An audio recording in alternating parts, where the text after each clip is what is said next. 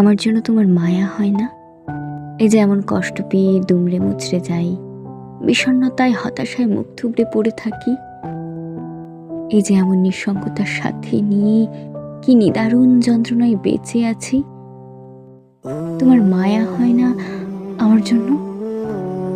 মানছি ভালোবাসা সবার প্রতি আসে না, কিন্তু মায়া সেটাও হয় না আমার জন্য। এভাবে দিনের পর দিন কথা না বলে তোমার দম বন্ধ হয়ে আসে না?